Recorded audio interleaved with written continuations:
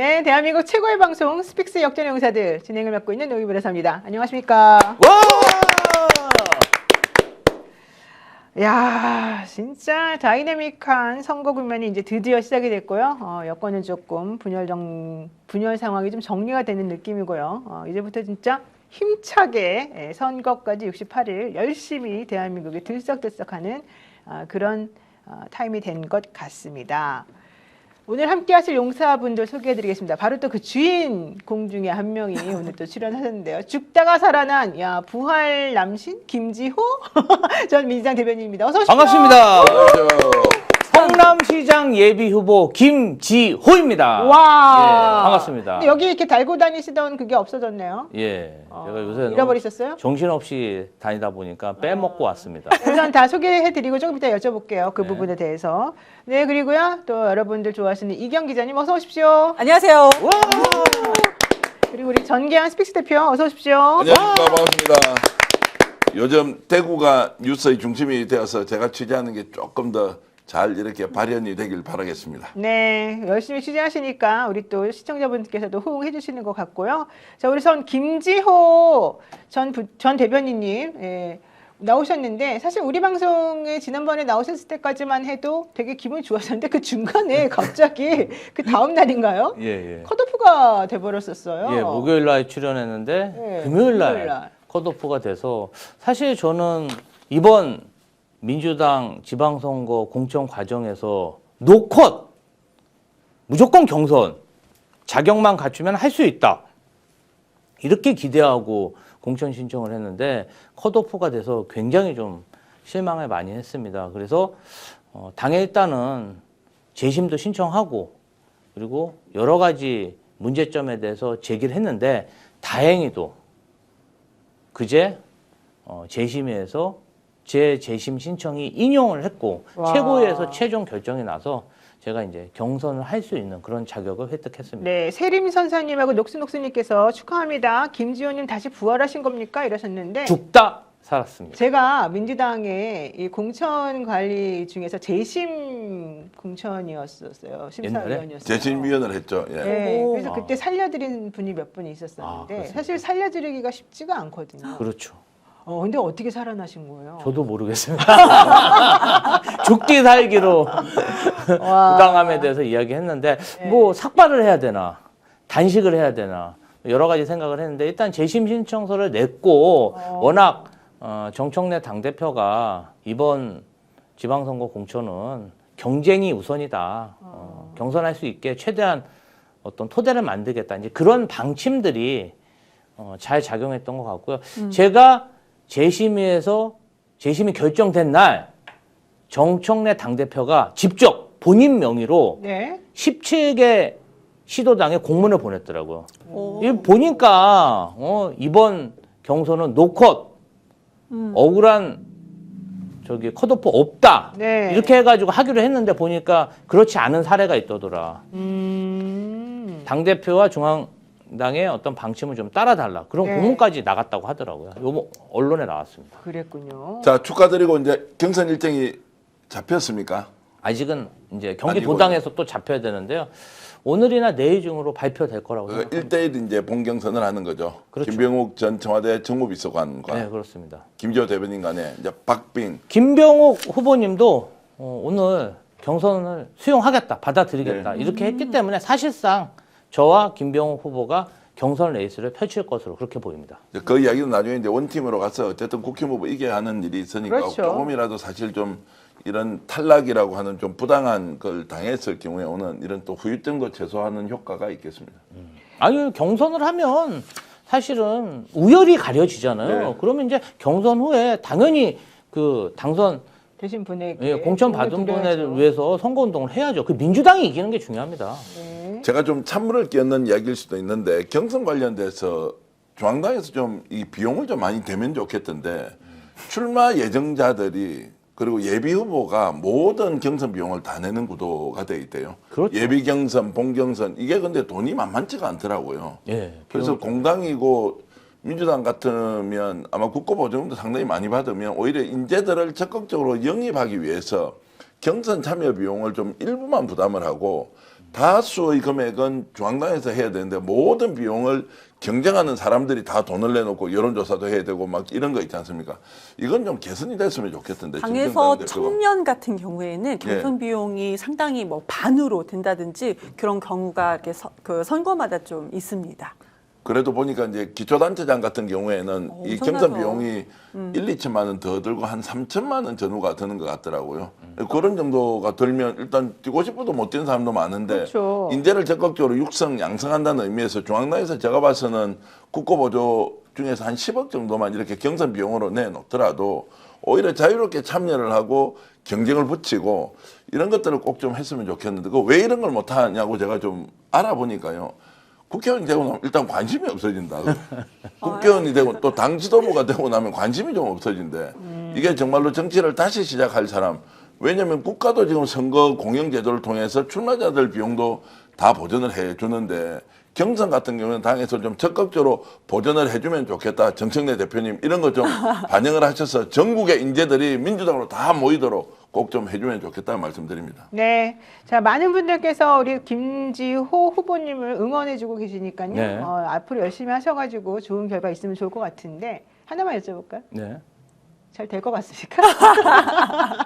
제가 사실은 24년도에도 한번 총선 때 컷오프를 당했는데 이번에 정말 또 컷오프 되니까 너무 진짜 정치하는 신인으로서 참 할 맛이 안 나더라고요. 그럼에도 불구하고 이번에 당에서 기회를 줬으니까 잘 살려서 드라마를 만들어야죠. 아, 좋습니다. 네, 나이스님께서요, 좋아요 꼭꼭꼭 누르고 오세요 하시면서 또 우리 스픽스 응원해 주셨는데요. 네, 많은 분들 지금 그냥 보지 마시고 혹시 여력이 되시면 혹은 이 방송 응원하는 마음이 있으시다면 좋아요 먼저 누르고 시청해 주시면 감사할 것 같습니다. 자, 첫 번째 주제 가겠습니다.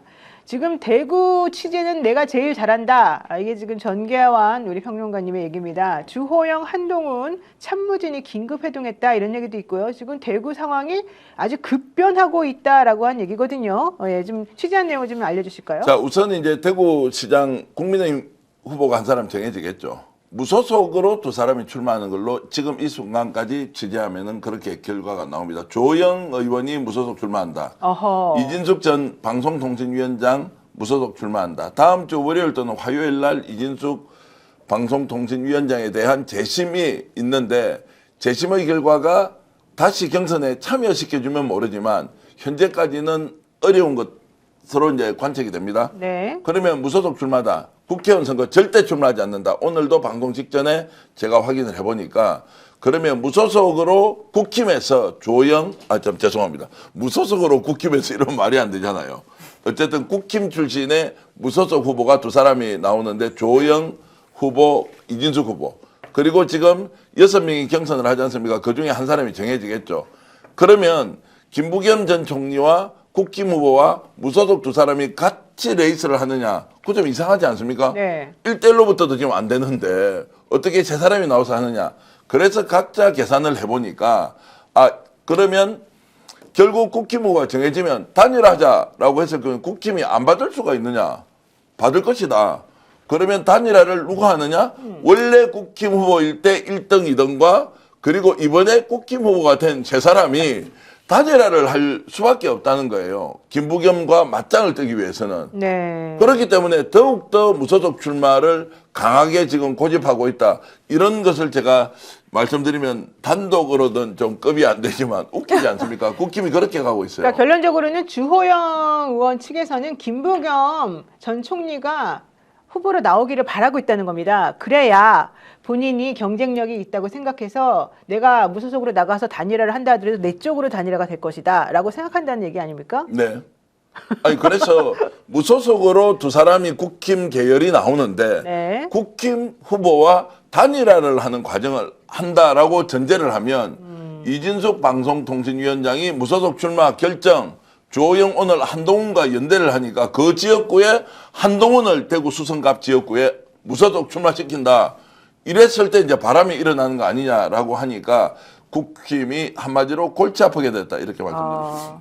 그 지금 말씀 주신 것은 전제가 뭐냐면 이번에 가처분 신청한 거 이제 공간위에서 본인 컷오프한 가처분 신청한 것이 기각이 될 경우에잖아요. 그럼 저는 그 전에 인용이 될 경우도 이제 취재를 한번 해봤습니다. 만약 인용이 된다. 근데 이정현 공간위원장 인용돼도 무조건 컷오프다라고 주장을 했지만 그거 아니라고 또 본인이 부인했어요. 그래요? 네, 내가 그렇게 말한 거 아니라고 문자로 기자들한테 다 보냈대요. 그럼에도 불구하고 국민의힘 내부는요, 이정현 그렇게 얘기했지. 여기까지는 저는 이제 들은 거고, 그러면 공간위가요, 법원에서 공간위가 니네들끼리 이렇게 컷오프한 게 잘못이다라고 온 거잖아요. 그럼 공간위에서 주호영을 컷오프할 명분이 없다. 그러니까 이정현이 혼자 주장을 한다 하더라도 공간위원들이 이것을 컷오프 못하고 경선에 붙일 것이다. 이렇게 얘기를 했거든요. 경선에 붙이면은 주호영이 일부에서는 안 된다. 일부에서 주호영이 1등한다. 이런 얘기가 또 이렇게 나눠져 나옵니다.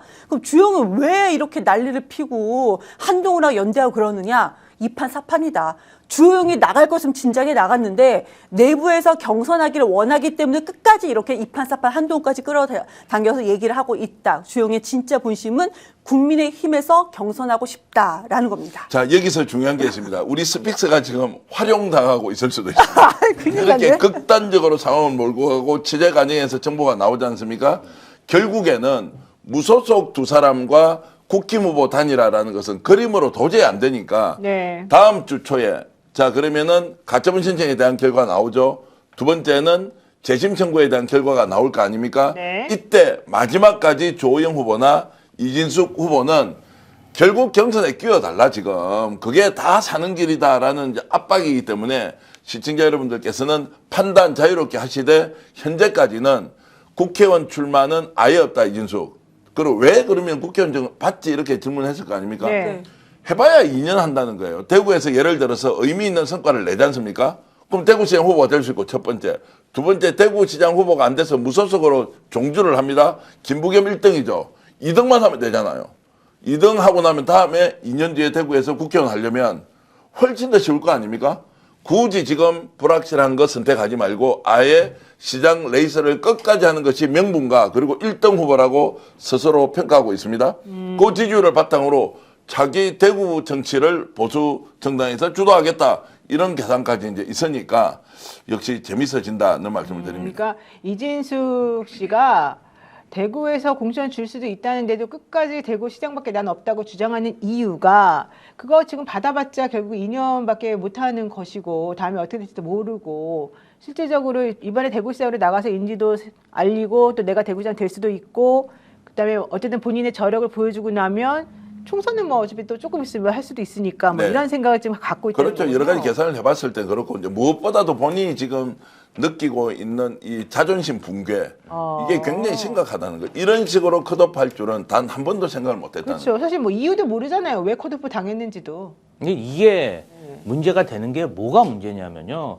주호영, 이진숙, 그 국민의힘 당내에서 지지율이 어느 정도 나오는 경쟁력 있는 후보를 아무런 명분 없이 저렇게 컷오프를 하면 그 후보들이 무소속으로 나와도 일정 정도 수준, 15%죠. 네. 이 정도 받으면 또 선거 비용을 보전받을 수 있기 때문에 금전적인 부분에서는 아무래도 자유롭기 때문에 이런 생각들을 하는 거예요. 그러면 15% 넘으면 받으니까. 사실은 이제 주호영, 이진숙이 문제가 아니라 공관위와 당 지도부가 더 문제인 겁니다. 아니 지금 이렇게 추진했는데 컷오프를 시켰어요. 그럼 다시 불러들여서 경선하면 네. 공관위는 뭐가 됩니까? 그러니까. 이정현 위원장 그만둬야죠. 그러면 이런 식으로 정말 대구에서 사실 저희 당이나 민주당 출입하는 기자들은 네. 장동영 매직이라고 합니다.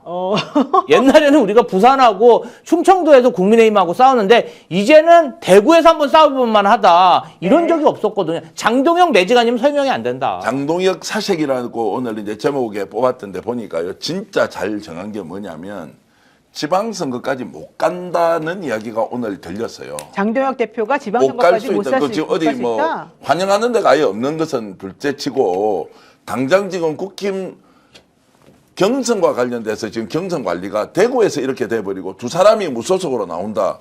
그런데 대구시장 후보를 국민의힘에서는 한 사람 뽑는다. 지금 뭐 추경호, 유영아 뭐 쭉 있습니다. 이 사람 중에서 된다. 그런데 두 사람이 덜 나와가지고 야 경선하자 라고 했을 경우에 이 상황을 어떻게 수습하느냐? 수습 못한다는 거예요. 그럼 빨리 들어와서 정상화된 정상적인 경선을 치르거나 네. 아니면 이게 이제 지속되면 이제 이전 투구 양상이 되지 않습니까? 아까 얘기했죠. 2판, 4판 거기다 한동까지 끼어들어요. 그러면 선거가 단순히 대구에서 지는 문제가 아니에요. 네. 전국 기초단체장 선거에 아예 핵폭탄급의 악재가 될 거예요. 그런 것까지 생각을 하면 어떻게 견딥니까? 그래서 또 오늘 한마디 더 나온 게 있습니다. TK당이라고 하지 마라. 국힘은 TK당이 아니다. 무슨 당이에요 그러면? 경북당이다. 이제 국힘은 경북당이다. 아이고. T자를 빼라. 이런 네. 이야기가 대구에서 들렸어요. 주호영 의원이 그래서 보수 정당이 정말 이것 때문에 축소되고 있다 이런 취지로 얘기를 했는데 한번 들어보겠습니다. 우리 보수 정당이 이렇게 이제 자꾸 축소되고 계속 실패를 거듭하는 것이 공천이 자의적으로 되고 공천 파동이 일어나서 그런 것이라고 생각합니다. 우리 대통령들의 탄핵도 사실은 공천 파동으로 의석을 잃은 것이 막을 수 있었던 탄핵을 못 막은 그런 것들이고, 공관위원장들은 공천 실패해도 집에 돌아가는 것 이외에 책임지는 일이 없었습니다. 이 당원들의 당원권, 시민들의 선택권을 침해한 민주주의를 훼손하는 잘못된 결정이기 때문에 법원이 바로잡아줄 것이라고 그렇게 기대를 합니다.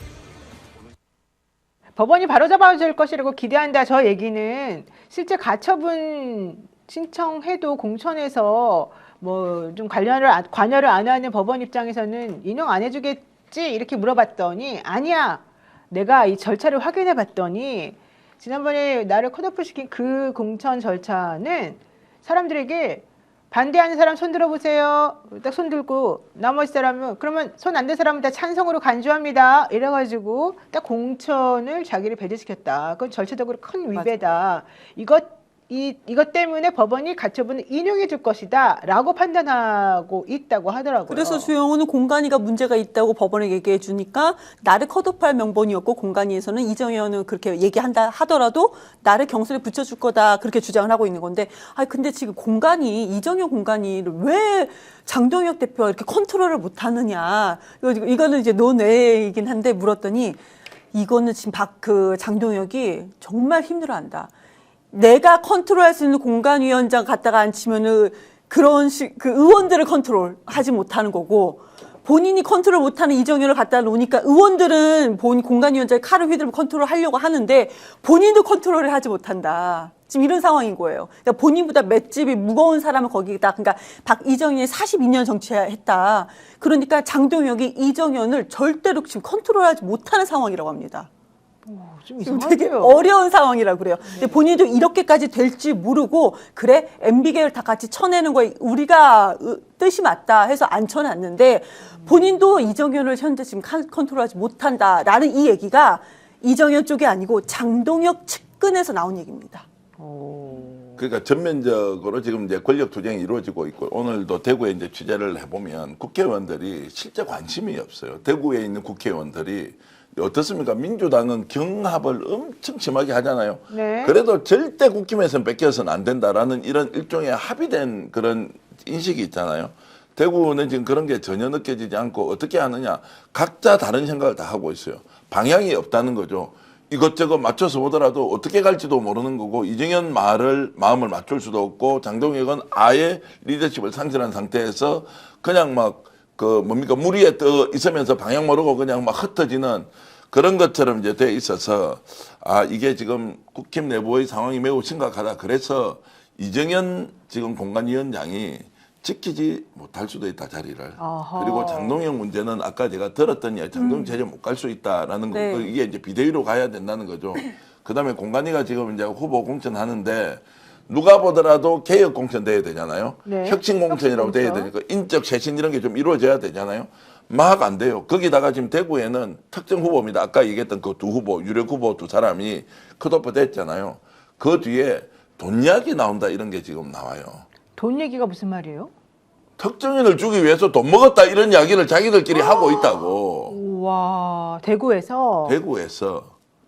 그러니까 공관위가 이제 그까지는 가지 마세요. 어쨌든 이게 이 정도 되려면 네. 뭔가 이상하게 누가 나온다고 하더라고 한 3, 4일 전에 정보를 입수했는데 덜커덕 이 사람이 이름이 딱 나오더라. 그러고 나서 갑자기 컷오프 분위기가 되면서 갔더라. 그러면 그게 돈이라는 것이 작동하지 않으면 안 되는 것이다. 이제 이 말까지 국힘 내부에서 나오는 것은 네. 음모론으로 우리가 얘기할 수도 있고 다른 한편으로는 이게 완전 개판 오분전이다. 자기들끼리는 다 알고 있을 것이다. 뭔가 거래가 지금 횡행했다. 정상적인 절차가 아니다.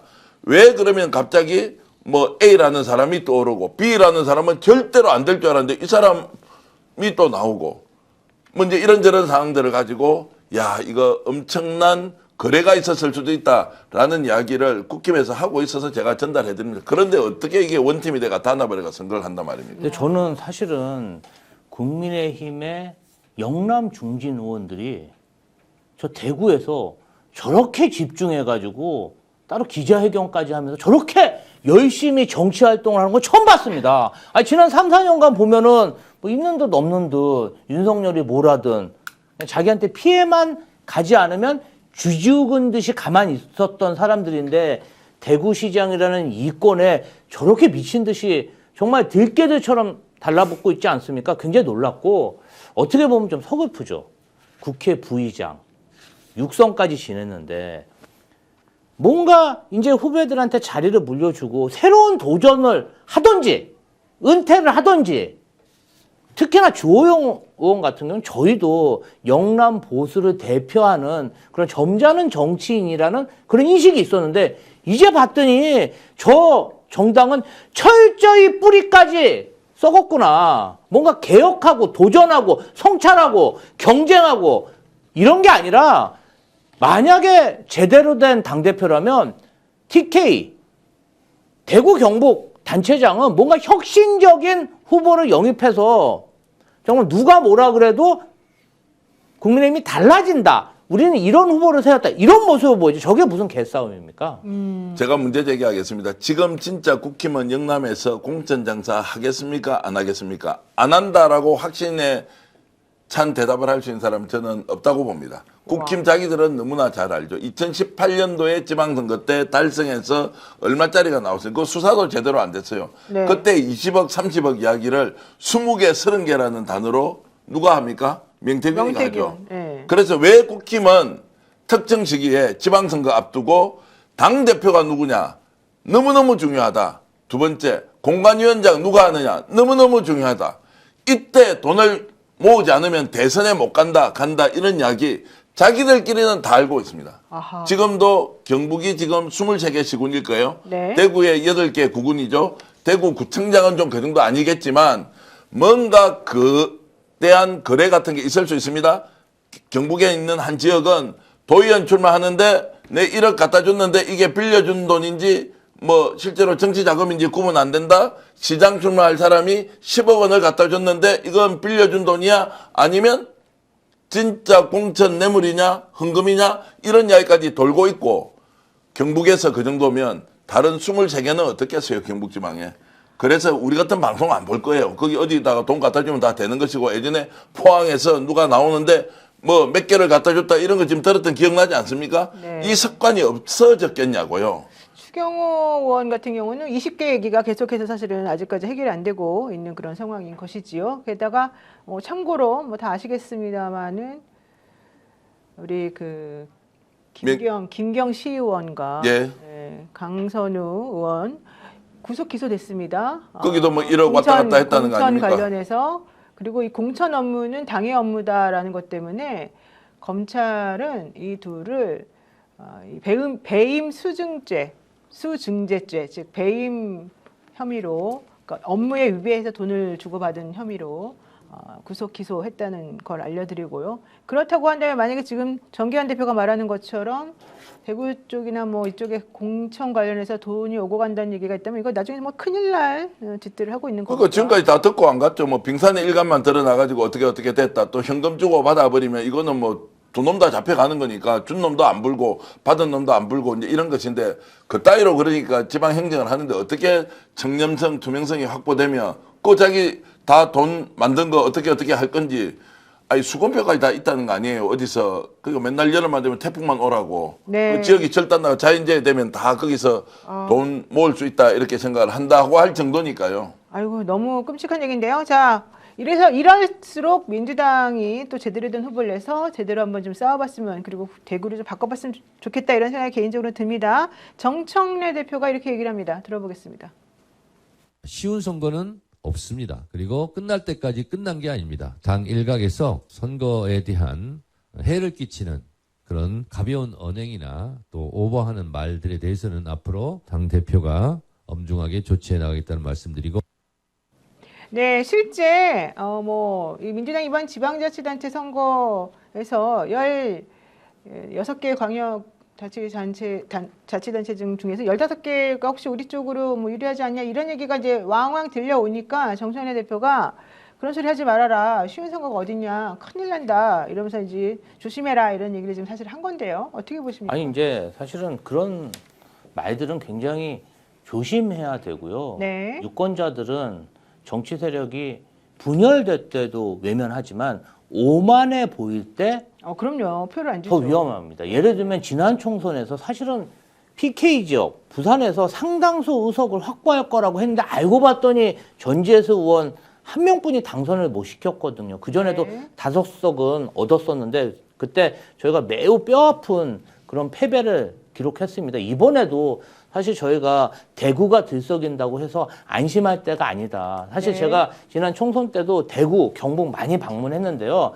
생각보다 보수세가 강했고 저희 또 당세는 좀 많이 약한 그런 상황이었다. 그렇기 때문에 이번에 일시적으로 여론조사가 좋다고 해서 안심하면 안 된다. 저는 그렇게 생각합니다.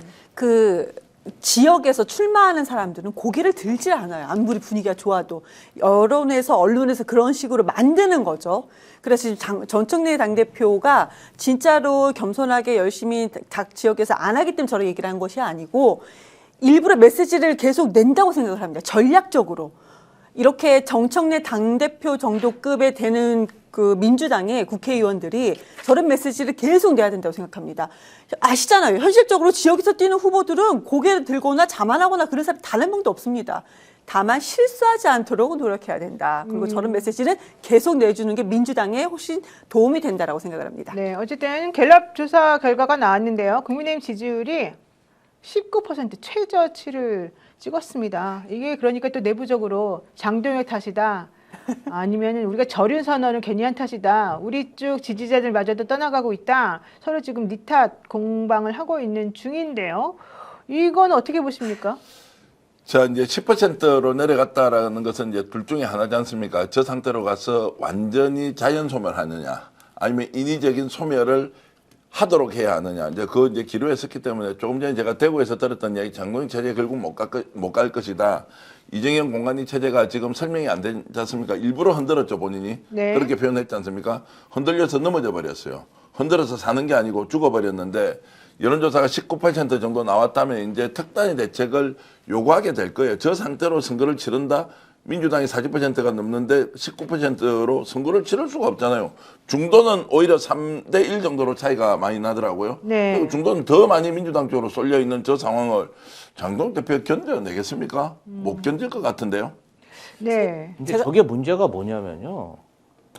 2월 첫째 주 보면은 한 25% 정도 기록했는데 이 추세가 지속적으로 하락해서 19%까지 10%대로 내려온 거 아니겠습니까? 그렇죠. 20%대가 빠졌죠. 그러니까 결국 19%가 끝이 아니란 얘기죠. 추세가 꺾여서 밑으로 저렇게 하방하는 모습을 보이는데 사실은 그렇습니다. 50% 60%일 때는 4% 5% 내리기가 쉬워요. 네. 아니 근데 25%에서 19% 떨어지기 되게 어렵습니다. 왜냐하면은 30%는 항상 국민의힘이 콘크리트 지지율이라고 얘기하는 거거든요. 근데 그 콘크리트 지지율도 빠지고 있다. 아, 저는 사실은 국민의힘이 이번에는 한번 지도부에 대해서 생각을 해볼 때가 온 게 아닌가 이런 생각이 듭니다. 네. 자, 이재명 대통령. 네. 아니 민주당 쪽에서 보면 장동혁 체제가 계속 가는 게 낫습니까? 이정현 공관위원장이 건재하면서 계속 이어가는 게 더 좋습니까? 저희는요. 장동혁, 이정현 매직이라고 생각하기 때문에 예. 그냥 계속 총선, 대선까지 계속 당대표 공관위원장 했으면 좋겠습니다. 제가 아주 몇 달 전까지만 해도 장동혁 대표 체제에 3, 4개월 동안 책임 당원이 30만 이상에 늘었다. 그래서 다시 한번 전당대회가 나간다 하더라도 장동혁은 다시 당대표가 될 것이다. 이렇게 계속 말씀드렸잖아요. 그렇게 저한테 전달했던 사람들의 복수의 사람들한테 요즘에 다시 물어봅니다. 각자 도생해야지. 알아서 살아남아야지. 이런 얘기를 하고요. 그리고 장동혁 쪽이 아니고 그 반대쪽에 또 있는 사람들이 있잖아요. 네. 배현진이나 이쪽 세력에 오세훈 이런 사람들도 마찬가지입니다. 근데 서로 탓은 하는 건 있어요. 그런데 그 밑에 국회의원 배지를 달지 못하고 당의 기류가 어떻게 흘러가나 보는 그런 사람들은 지금 각자 도생입니다. 양쪽 다 알아서 살아납니다. 각자 도생입니다. 자, 지금 이제 68일이 남았거든요. 네. 그러면은 68일 같으면 2달하고 8일이 남은 거잖아요. 그렇죠. 생각보다 얼마 안 남았습니다. 그럼 이 상황에서 이제 장동혁 대표가 물러나라고 공관위원장 물러나라고 이렇게 엄청나게 이제 압박이 들어올 텐데, 자, 계속 건재하게 간다라는 것보다 건재하게 가지 못하면서 내부 분열이 훨씬 더 가중되어서 수습이 거의 불가능한 상황에서 선거가 치러질 가능성이 농후하다 지금은. 네. 이제 이런 부분을 한번 예의주시하면서 저희 예측이 어떻게 되는지 판단해 보시면 좋겠습니다. 네, 민주당 220성님께서요. 난 저거 안 믿어요. 지난 총선에서 부산, 경남, 경북에 실망 많이 했습니다. 나라를 팔아먹어도 국민의힘당 찍는다고 한 것이 바로 대구, 경북 아니겠습니까? 민주당 너무 큰 기대하지 마세요. 라고 얘기하셨고 그럼에도 불구하고 이번에는 좀 달라지는 거 아닐까요? 라고 얘기하시는 게 세림 선생님이신데요. 오늘 만난 후배들도 민주당 찍는다고 했고 어제 저녁에 국힘 전 당직자도 민주당 찍는다고 하던데요. 이런 얘기도 하시고 계시고 실제 그게 문제가 아니에요. 호남, 전남 군수 공천이 얼마나 엉망인지 아십니까? 이런 얘기 하시는 분들도 있습니다. 뭐 그쪽은 이제 언론에 뭐 주목도가 상대적으로 떨어지니까 그런데 실제 제가 이제 대구에 있는 국회의원들하고 통화해 보지 않습니까? 국민의힘 의원들도 이번에는 김부겸 전 총리가 당선되어서 국가 예산 많이 가져오는 거 제가 누차 강조하고 있지 않습니까? 그렇죠. 오늘도 네. 한 분하고 통화하니까요. 김부겸 총리가 되어서 예산 많이 가져온다. 지금 5조 20조 정도 TK 통합에 준하는 정도의 국가 예산 지원을 좀 해줘서 근본적으로 발전시켜 달라라고 하는 것을 국힘이 반대 명분이 아예 없다는 거예요. 왜 대구 경북만 퍼주느냐?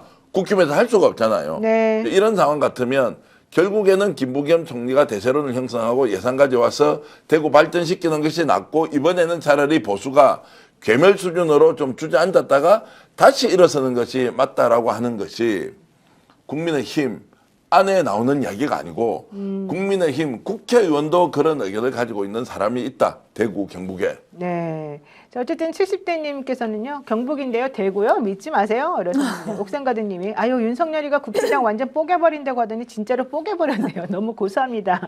라고 하셨습니다. 자, 많은 분들이, 뭐, 기대 반 또 내지는 조금 우려 반 이렇게 지금 하고 계시는 것 같은데, 이 얘기 하다 보니까, 사실은 전남 광주도 조금 궁금해지긴 했습니다. 오늘 단독으로 보도를 지금 한다는 것인데요. 우리 정기한 대표가 가지고 온 단독이 뭡니까? 전남 광주 짧게 관련해서? 말씀드리겠습니다. 이제 광주 네. 전남에 지금 그 이제 통합 단체장 선거가 치열하지 않습니까? 지금 현재 3등, 4등인 광주시장 강기정 후보 그리고 신정훈 국회 지금 행정안전위원장이죠. 네. 이 두 분이 이제 2위와 크게 차이 나지 않는 3위, 4위를 이제 뭐 구성하고 있는데 여론조사상 단일화 결정을 했다. 그래서 이제 양쪽 캠프에 전화를 해보니까 단일화를 했는데 광주 전남 선거가 이제 굉장히 뜨거워지는데 민영배 그리고 김영록 이제 두 사람이 좀 앞서고 있고 3등, 4등이 이제 단일화를 하면서 이 두 사람이 나이도 똑같습니다. 82학번이고 나이도 똑같고 원래 정서적으로 굉장히 가까운데 내일 모레 이틀 동안 여론조사를 해서 월요일 되면 후보 한 사람이 결정이 되고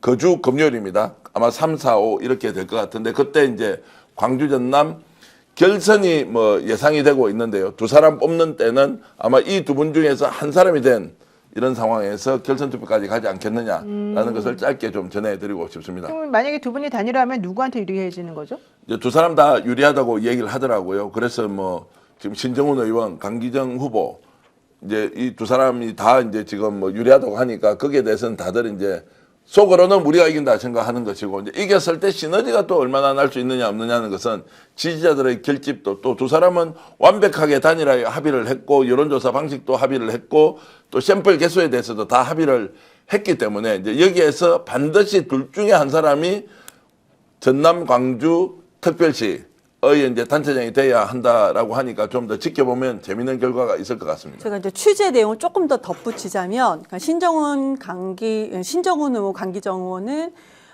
일요일 날 캠프에서는 결과를 알 수 있다. 근데 발표는 월요일에 한다는 거예요.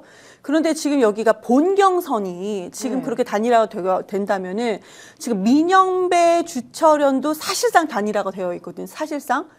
지금 무슨 정책 연대라고 선언을 했지만 내부에서는 지금 그 지역에서는 이미 단일화다. 그러면 1위 지금 여론조사상으로 1위 민영배, 2위가 김영록 전남도지사, 그리고 3, 4위가 단일화하니까 일요일 날에 결정이 돼서 3분이 올라갈 거죠. 그리고 이제 나머지 후보들이 이렇게 지금 4명 정도가 되어 있는데 이 사람들 중에서 4월 3일부터 5일까지 본경선이 치러져요.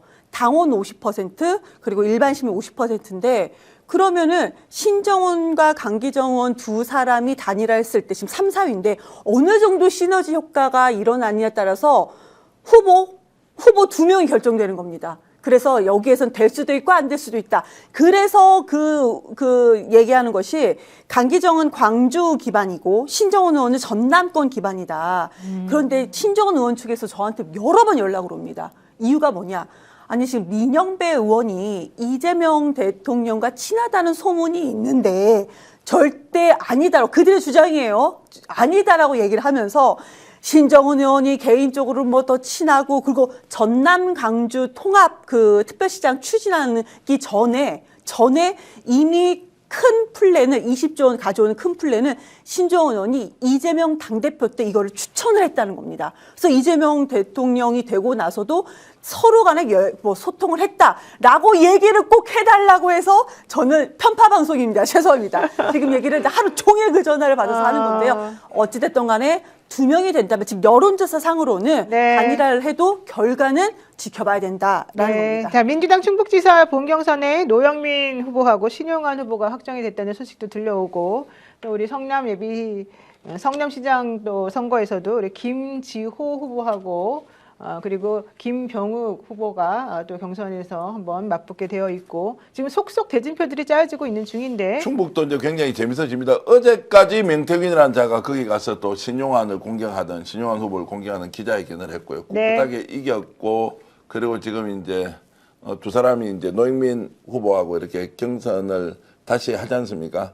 결과 굉장히 재밌어지고요. 저도 뭐 누가 이긴지 알고 있습니다. 그런데 밝힐 수는 없고요. 이제 흐름이나 추세를 봤을 때 누가 이길 것이다라고 하는 것에 대해서 저희 전망은 있지만 또 불공정한 이런 또 개입을 할 수가 없기 때문에 나와 있는 여론조사를 보고 말씀하신 거 아니면 내부 여론조사를 그러니까 이제 나와 있는 여론조사는 뭐 조금 앞서거나 약간 앞서거나 뒤서거나 이렇게 하는데요. 실제로 이제 당원들의 마음이나 흐름이 어떻게 돌아가는지 파악하고 있는 게 있을 거 아닙니까? 각자 캠프가 또 주장이 다 다르지 않을까요? 캠프가 주장이 다르더라도 제가 이제 전국 단위로 지금 뭐 자치단체 후보나 그 지역의 기자나 또 정치인들한테 상황 이런 걸 보면 물론 이제 초박빙 상황에서 양쪽은 엄청나게 노력을 하면서 이기기 위해서 하지만 전체적으로 추세나 흐름이 지금 어떻게 가는지는 아마 지역별로 이제 속속 대진표가 나오고 후보가 결정되는 과정을 보면 충분히 이해를 할 수 있을 것이다라는 것이고요. 내일 바로 충북 취재해 보겠습니다. 네, 예. 알겠습니다. 네, 자 취재 열심히 하시는 이경 기자님 또 좋은 소식 들려주시면 좋겠고요. 자, 두 번째 주제 가도록 하겠습니다. 매간매직 의혹으로 재판에 넘겨진 김건희 씨 공판에 서희건설 이봉관 회장 나와서 증언을 했습니다. 나와가지고 아주 술술술 불었다는 얘기인데요. 이봉관 회장은 본인에 대해서 사실 원래 김건희 씨랑 같이 공동 피고인이었거든요. 근데 본인에 대한 혐의 사실 모두 인정합니다라고 처음 공판 때부터 얘기를 했기 때문에 본인에 대한 재판은 나중에 선고만 남겨진 상태고요.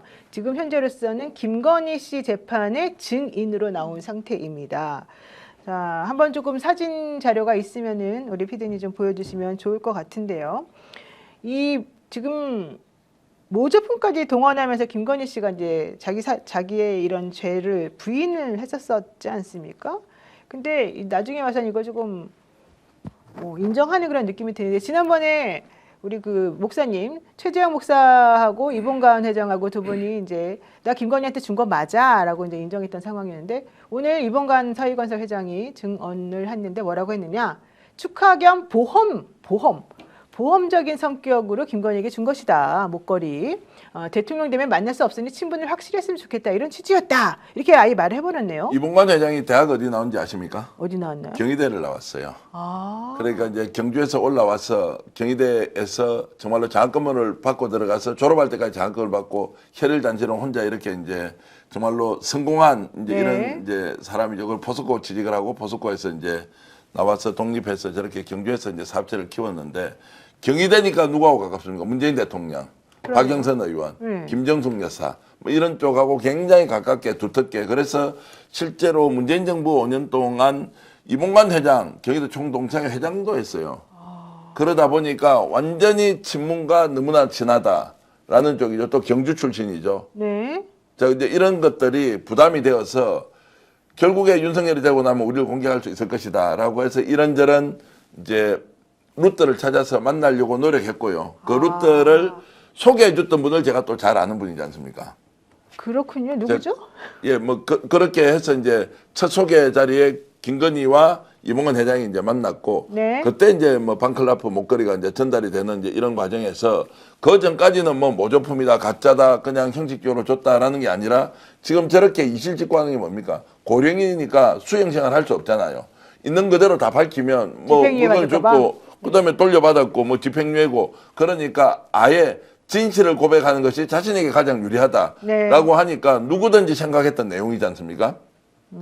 보험 들었을 것이다. 수천만짜리 1억짜리 뭐 준다고 한들 돌려받았고 일부는 뇌물 성격이지만 뭐 거기에 대가성이 있다 없다 논란이 있으니까 나는 살면 되고 솔직히 말해서 김건희한테 줄 때 다 내 보험 들은 거지 라고 오히려 노골적으로 폭로를 해버리는 것이 자신은 살기 훨씬 좋다. 네. 그래서 저기는 보수 진보 안 가리고 굉장히 네트워크가 좋은 사람이었고 국가조창기도회라는 게 있지 않습니까? 네, 그게 조창기도회. 목회자가 아닌 사람으로 대한민국 최초로 국가조창기도 회장이 되죠. 이제 그런 것들이 이제 연결이 되면서 뭔가 본인이 이 정권에서 뭘 받으려고 했는데 사실은 받지 못했다라는 또 정설입니다. 뭐 받으려고 해도 김건희가 주겠습니까? 반클라프 정도로가 줄 사람이 아니죠, 김건희는. 네. 훨씬 더 큰 걸 줘야 줄까 말까 줘. 이제 그런 걸 생각하다면 오히려 김건희에 대한 것을 있는 그대로 다 던지고 뭐 너 책임질 거 져라 이렇게 본인만 사는 거죠.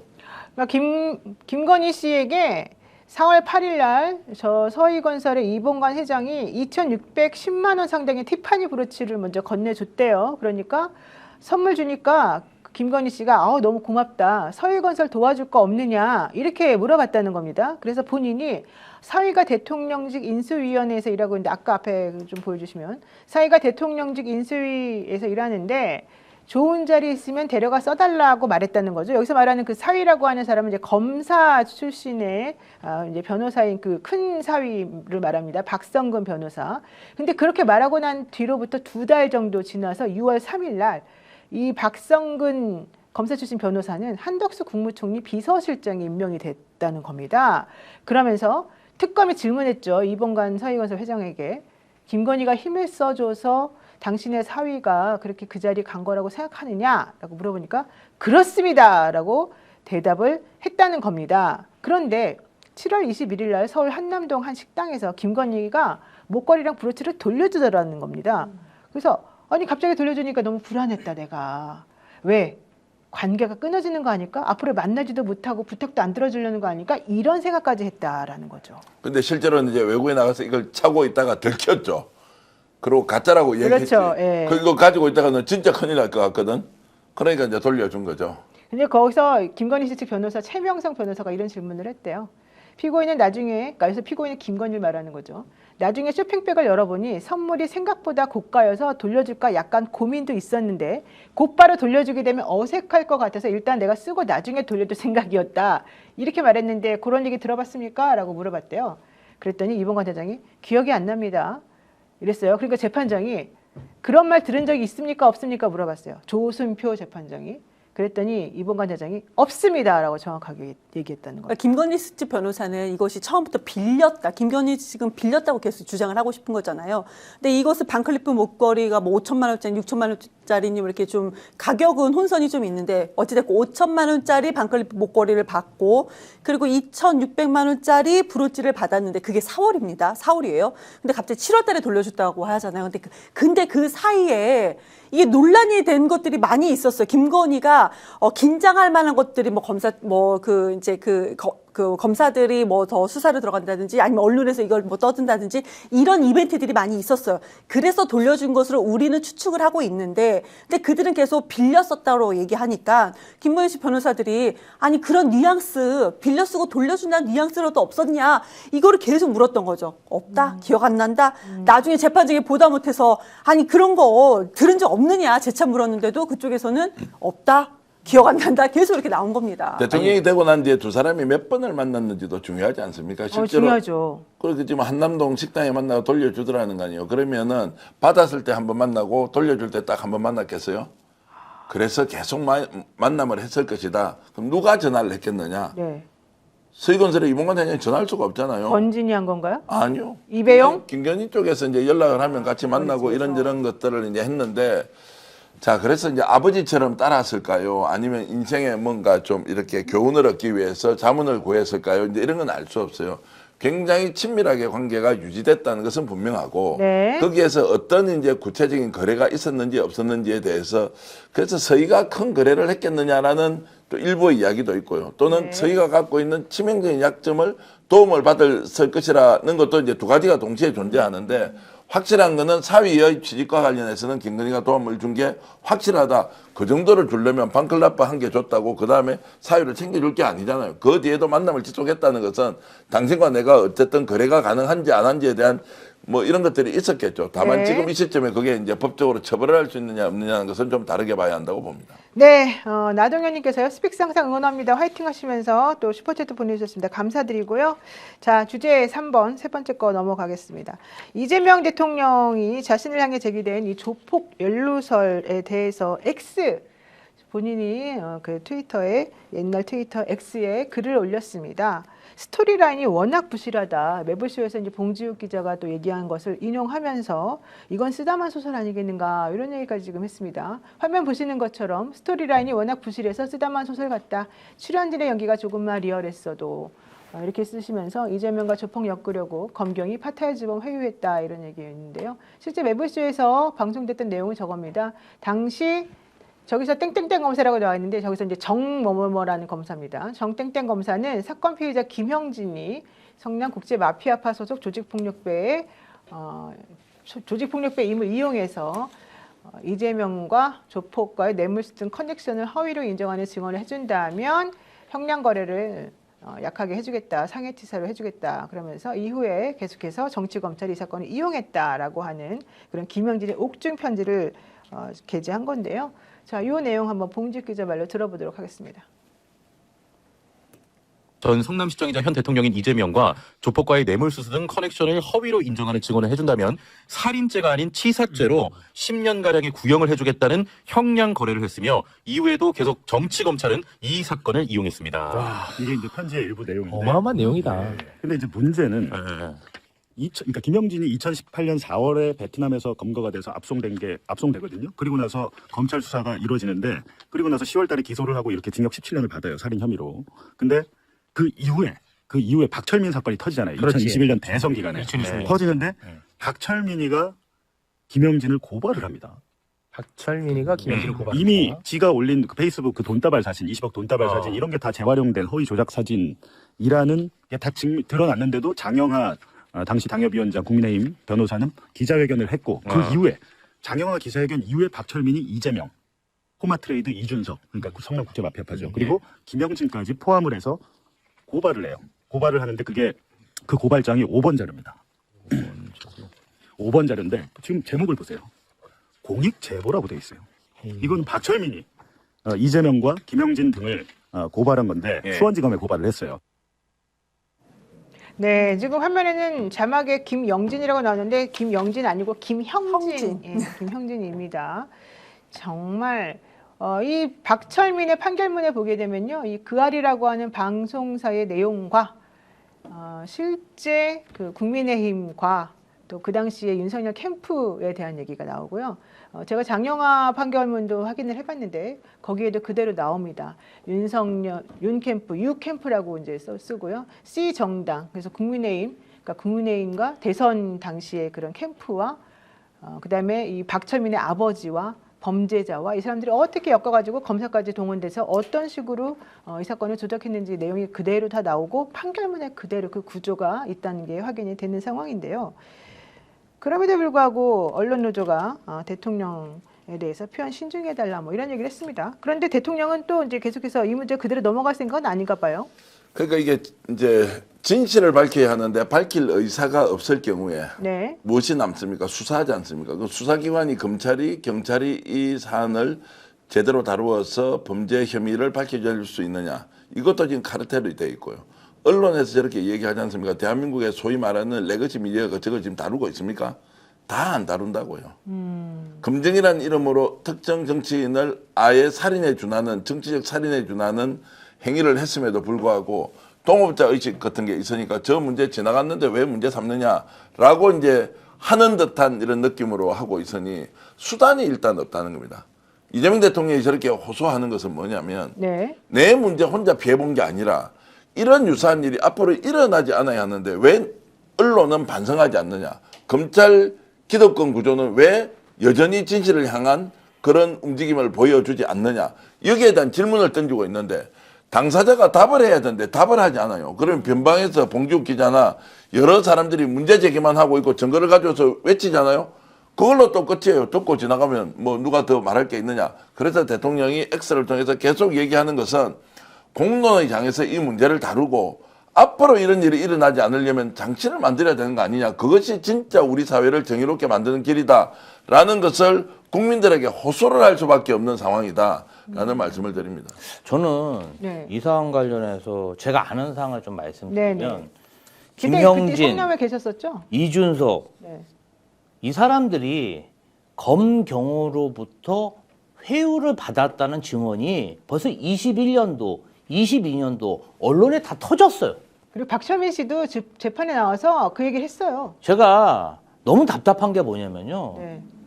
다 나와서 이렇게 검찰이 회유를 했다고 증언을 해도 네. 전혀 진상이 밝혀지지도 않았고 수사가 진행이 안 됐습니다. 지난 4, 5년 동안.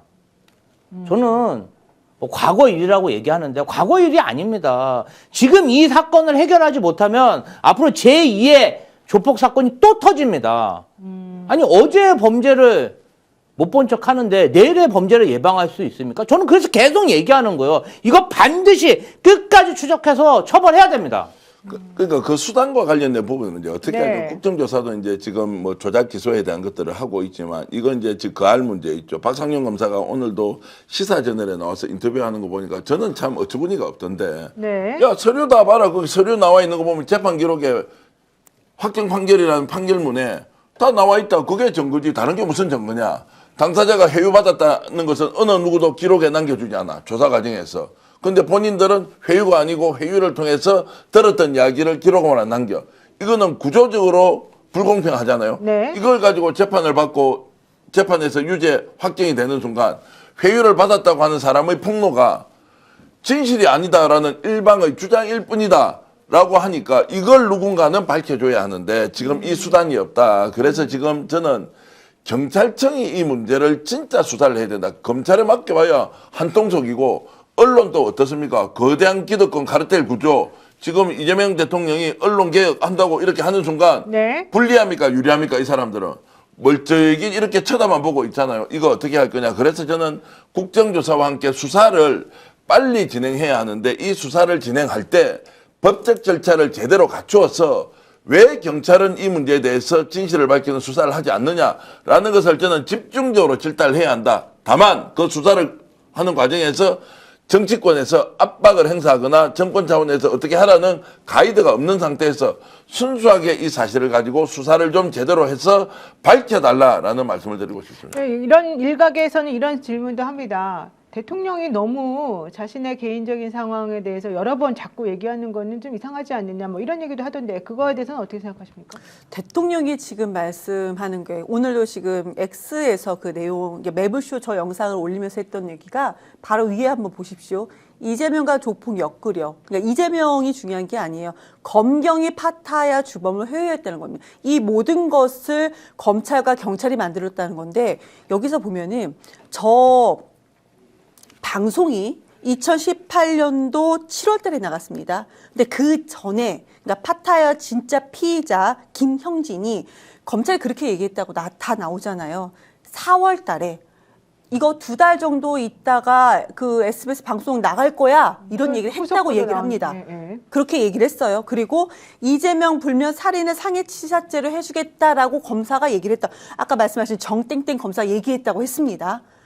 보세요. 이거는 지금 2018년 방송하기 전부터 검찰이 이거를 조직적으로 짜서 얘기한 거 아니겠습니까? 그리고 저도 취재해서 보도한 게 뭐냐면 SBS 방송이 나가기 전에 기자들이 기억하기에 한두 달 정도에 이렇게 조폭 관련된 기사를 쓴 기자들을 검사들이 모아가지고 특정 두 검사가 특정 장소에서 그 조폭 관련 이야기를 먼저 기자들이 썰을 풀게 하고 그런데 결론은 이재명도 연결돼서 뭐 이상하지 않아? 라고 이렇게 좀 행동했던 모습들이 또 취재 과정에서 나오지 않고 있습니까? 그러면 이거를 수사하지 이재명 개인의 문제입니까? 이건 이재명 대통령의 문제이기 때문에 이게 대통령이 거론이 되니까 확대가 되는 건데 검사들이 이런 식으로 조직적으로 움직이고 누군가는 죽이고 했던 일들이 더 많이 있지 않겠습니까? 그러니까 이런 부분을 원천적으로 봉쇄하자라는 것으로 접근을 한다면 저는 이게 옳은 길이 아니고 어떻게 이걸 비판할 수 있는가 이렇게 생각이 듭니다. 단기적으로 보면 대통령이 약간 손해볼 수도 있겠죠. 그런데 네. 이제 이재명 대통령을 우리가 독해하는 방식 중에 정책의 신속성과 그리고 그것을 빠르게 추진함으로써 결과를 가지고 국민들에게 이제 이렇게 정확하게 방향을 알려주는 것. 저는 이제 이게 원칙이 서면 대통령은 네. 여기에서는 물러서지 않는 사람이다. 짧은 단기적인 이익을 위해서 이것이 이 시점에 적당한지 적당하지 않는지도 고려하겠지만 검찰개혁이 끝이 나고 나서 언론 문제가 지금 드러났거든요. 그걸 저는 보면서 검찰개혁이 끝이 났으면 이제는 다음 문제는 언론개혁인데 언론 과연 우리 국민들이 믿을만 합니까? 믿지 못한다면 어떤 부분이 있죠? 여기에 자신의 사건을 가져오는 거예요. 노희 변호사 저나 수없이 많은 사람이 언론의 피해자라고 생각하는데 물론 이해 당사자이기 때문에 피해라고 느낄 수도 있지만 언론이 특정한 사안을 왜곡 조작하는데 너무나 지금 많이 앞장서서 오히려 제4부 권력처럼 이용하면서 정권조차도 무릎을 꿇게 만드는 그 속성들을 우리가 오랫동안 봐왔지 않습니까? 네. 2022년도 대선은 심지어 SBS뿐만이 아니라 KBS, MBC도 실제로 이재명 악마화 또는 김건희 봐주게 나섰다는 의혹이 제기됐는데 한 번도 언론은 반성하지 않았어요. 네. 검증이라는 이름으로 넘어갔죠. 이거 지금 우리가 이 사건을 통해서 제대로 한번 국민들에게 알려야 한다는 그 원칙과 관련된 부분이기 때문에 저는 대통령이 물러서지 않을 것이다. 그러면 정치적으로 이것이 유리하냐 불리하냐 이 시점에 맞나 안 맞나라고 하는 것은 그냥 지나칠 스타일도 아니고 또 그렇게 해서도 안 된다라고 봤을 때는 이 문제를 가지고 언론개혁을 결국 완수하는 과정으로 사용할 것이라고 저는 봅니다. 네, 자 어쨌든 대통령이 사실은 제가 봤을 때는 언론과의 전쟁 내지는 언론 개혁을 지금 시작한 것으로 저는 보입니다.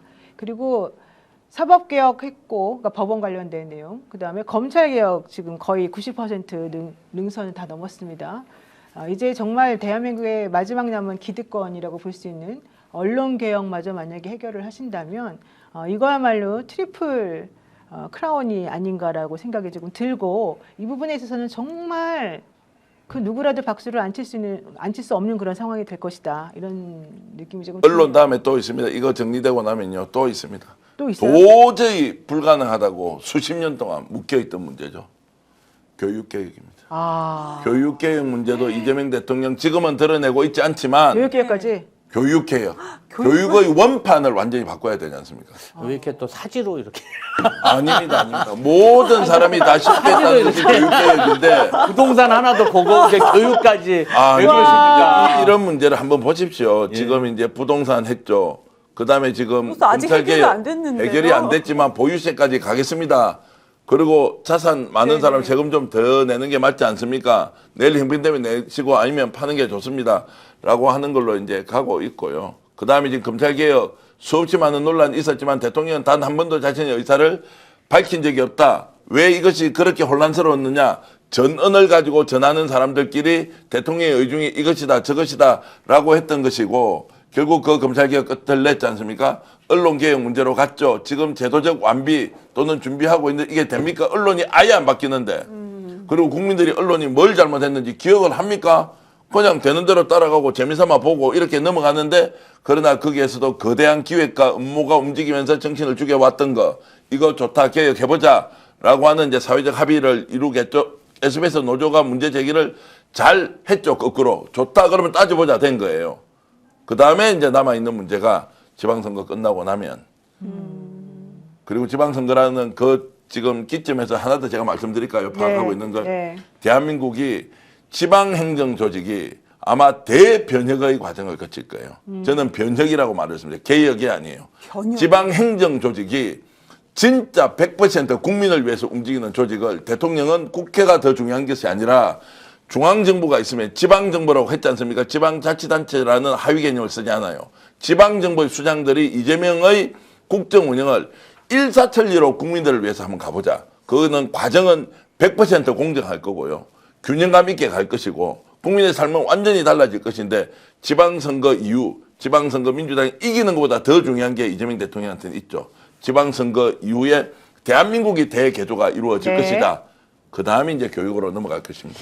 좀 전에 갤럽 얘기 제가 잠깐 했었었는데, 거기에서 나온 평가를 조금 살펴드리면, 이재명 정부 9개월 평가에서 외교 분야에 대한 평가가 61%로 가장 긍정적이었거든요. 근데 그 다음이 경제에 대한 평가였습니다. 58%, 그리고 복지 55%, 부동산 51%, 노동 48%, 공직자 인사가 46%였고요.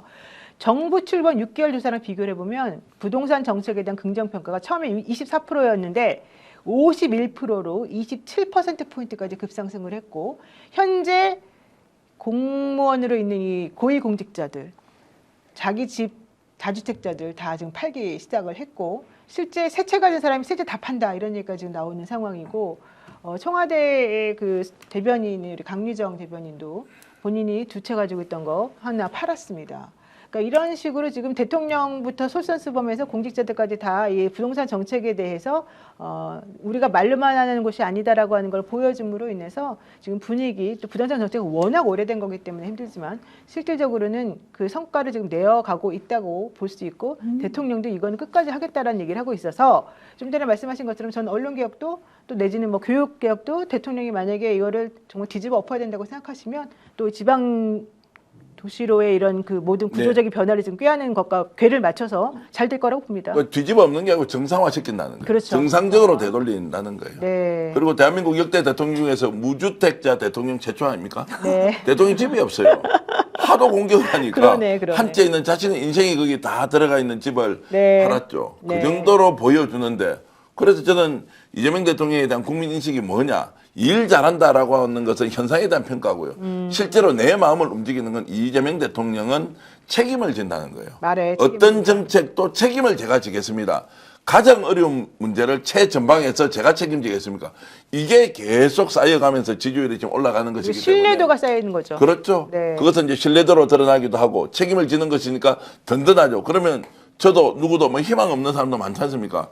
야, 언젠가는 내 문제도 만약에 우리가 국가의 주요 과제가 되면 대통령이 저 정도로 책임을 져주면, 지금은 내가 살림살이가 좀 어렵긴 하지만 곧이어서 자영업자들도 또는 중소상인들도 좀 더 좋아지겠구나, 중소기업도 좋아지겠구나, 이 희망 가지고 버틸 수 있는 힘을 이재명 대통령이 지금 만들어주고 있다라고 저는. 사실 저는 유가도 되게 지금 대통령이 잘하고 있다고 보는데, 그럼요. 전쟁 때문에 사실 뭐 너무너무 힘들 텐데, 이거 기름값 최고 가를 지금 정해놓고, 우리들 입장에서는 뭐 조금 오른 건 오른 거지만 현재적으로 이 정도면 컨트롤 너무 잘해주고 계시는 거거든요.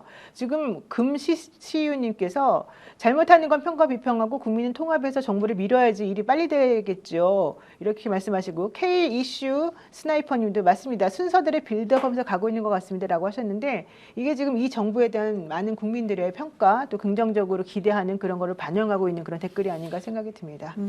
네, 많은 분들 오늘 또 시청해주셔서 감사드리고요. 제가 마지막으로 드릴 네네. 말씀입니다. 방금 전에 네. 민주당 경기도당에서 이번에 경선 관련해서 경선 대상자를 발표했습니다. 예. 제가 2인 경선 대상자로 확정이 돼서 와, 열심히 해갖고, 네. 저는 사실은 이제 스픽스 방송에 애정도 많이 가지고 있고 여기서 방송도 많이 배우고 정치적으로 숙성되는 계기가 됐는데요. 반드시 경선에 승리하고 성남시정을 민주당으로 끌고 오겠습니다. 감사합니다. 네, 고맙습니다. 정말로 축하드립니다. 마음고생 엄청 하셨을 텐데 네. 그 막 이렇게 저렇게 고민 많이 하실 때 참 도움을 좀 많이 드렸어야 되는데 그래도 우리 방송 나오셔서 잘 되신 걸 보니까 좋네요. 그럼요. 네. 아니 그렇게 해서 이제 경선 열심히 해서 꼭 이겨 주시기 바라겠습니다. 네. 고맙습니다. 예. 많은 분들이 또 도와주시니까 잘 될 거라고 보고요. 네, 여러분도 또 저희 스픽스 많이 응원해 주셔서 감사드립니다. 당연한 듯 한번 가입해놓고 계속 사용하시는 인터넷 TV 3년 이상 계속 사용하고 계시다면 비교원에서 갈아타고 사은품도 챙겨주시면 좋을 것 같습니다. 인터넷 TV 신규 가입 시 48만 원, 휴대폰 구입 시 최대 50만 원, 정수기 렌탈 시 최대 30만 원의 혜택, 총 128만 원의 혜택을 드립니다. 여기에다가 인터넷 가입하신 후에 쓰시던 휴대폰, 알뜰폰 그대로 통신사 변경하시면 최대 30만 원 혜택을 또 드립니다. 본인 가입 후에 추천한 지인이 가입을 해도 4만 원권 이마트 상품권을 무제한으로 받으실 수 있다고 합니다. 개인정보 보안도 철저해서 한 건의 보안 사고도 없는 바로 이 좋은 혜택을 주는 회사는 비교원입니다. 8억 이상의 보증보험에 가입해서 한 번도 억울한 일이 없도록 준비되어 있는 회사죠. 인터넷 TV, 휴대폰, 정수기 비교는 비교원에서 해주시면 좋을 것 같습니다. 자세한 내용은 1670-2571 보면은 1하고 6 더하면 7이잖아요. 1670, 2571, 2하고 더하면 또 7이잖아요. 그 다음에 또 7 나오네요. 2571, 1670-2571를 통해서 상담 받으시거나 더보기 링크 또는 네이버에 비교원 검색하시고 상담 신청하시면 좋을 것 같습니다. 그리고요, 스픽스몰에서 지금 여러분들에게 공급해드리는 딱 이 시기에만 맛볼 수 있는 제주 월동무로 만든 남도식 석박지도 한번 추천드리겠습니다. 제주도의 차가운 해풍을 견디면서 자란 단맛이 꽉 찬 월동무인데요. 여기다가 감칠맛 폭발하는 남도식 양념을 더했습니다. 원재료까지 전체 국내산이고요. 고춧가루부터 젓갈까지 믿고 드시는 우리 농산물로 만들었습니다. 이 귀한 제주 월동무 석박지 1.8kg 한 통을 스픽스 공동 구매가 18,900원에 드립니다. 지금이 아니면 맛보기 힘든 제철의 맛인데요. 스픽스몰에서 선착순으로 가져가시면 좋을 것 같습니다. 그리고요, 저희 스픽스에서 스픽스 차이나 TV를 론칭했습니다. 네, 여러분들께서 지금 화면에 보이는 이 QR코드를 스캔하셔가지고 가입하시면 스픽스 차이나 TV를 언제든지 보실 수 있고요. 네, 들어가셔서 구독, 좋아요도 해주시면 너무너무 좋을 것 같습니다. 제가 순간적으로 신용환 오늘 충북도지사 예비후보 본경선에 올라가신 우리 후보께 전화 연결했는데 신용환 교수님 안녕하십니까? 네, 안녕하세요. 신용환입니다. 방송 끝나는 중에 제가 갑자기 전화 드렸습니다. 2인 경선으로 이렇게 이제 결정이 났던데요. 본경선 축하드립니다. 진출하신 거요. 아이고, 감사합니다. 우리-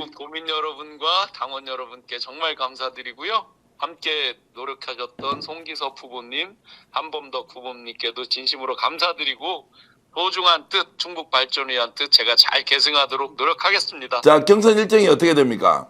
4월 2, 3, 4일 날 이제 본경선을 합니다. 그러면은 다음 주 이제 5일 남았죠. 네. 5일 남았고 이제 마지막까지 죽을 힘을 다해서 이제 하실 테고 그리고 예, 예. 다음 주말 되면 이제 경기 충청북도 도지사 후보가 민주당 후보가 결정됩니다. 그죠? 예, 예. 이길 자신 있으십니까? 당연히 이길 자신 있습니다. 뭐 오늘 아침에 발표된 여론조사 여론조사 결과도 보셨지만 우리 민주당 당원에서 오차범위 밖으로 이기고 있고요. 상대 경쟁력에서도 훨씬 높게 오차범위 밖에서 이기고 있으니까 충분히 자신 있게 그렇게 노력하겠습니다. 정청래 대표 오늘 얘기 들으셨죠? 끝까지 방심해서는 안 된다. 아, 당연히요. 입조심, 행동조심, 그리고 끝까지 노력하는 거. 항상 제가 늘 성실하게 노력하는 그 생활 신조 그대로입니다.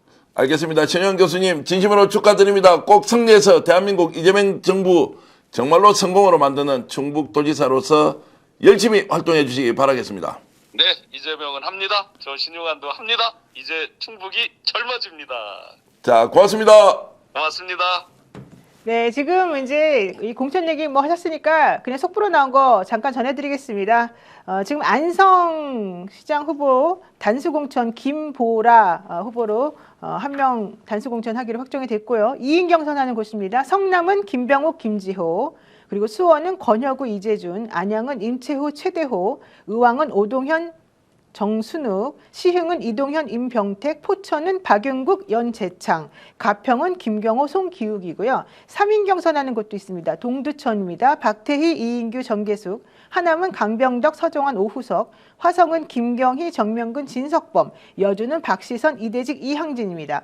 4인 경선하는 곳도 있네요. 광명, 김영준, 박승원, 안성환, 양이원영, 양이원영 그 네, 의원 양윤영 전 의원입니다. 네, 그리고 광주는 김석구, 박관열, 박남수, 소송호, 그리고 양평은 김현우, 박은미, 이종인, 조주현입니다.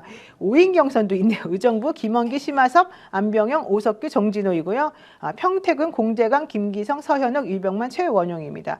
네, 그리고 뭐 나머지 또 있는데 뭐 거기까지는 정리해드릴 필요가 없을 것 같고 일단 여러분들께서 한번 신경 써주시면 좋을 것 같습니다. 우리 방송에 자주 나오셨던 김보라 안성시장이 단수 공천이 됐네요. 네. 야, 이게 하여튼 간호사 출신이거든요. 아하. 보건의료운동을 오래 하셨는데 네. 이 지역에 가서 정말로 열심히 하던데 단수 공천이면 참 본인이 이제 훨씬 더 무거운 책임감으로 이재명 정부의 성공에 함께 동참하겠네요. 네, 여러분들 스픽스를 많이 보시고 또 스픽스에 자주 나오시면 좋은 일이 많이 생긴다는 거를 오늘의 또 결과를 보고도 알 수 있을 것 같습니다. 김지호 예비 후보님의 또 건승을 빌면서 우리 스픽스 여러분들께서 같이 시청해 주시고 또 응원해 주셔서 매우 감사드립니다. 네, 주말 잘 보내시고요. 저희는 또 다음 주에 뵙겠습니다. 고맙습니다. 고맙습니다. 감사합니다.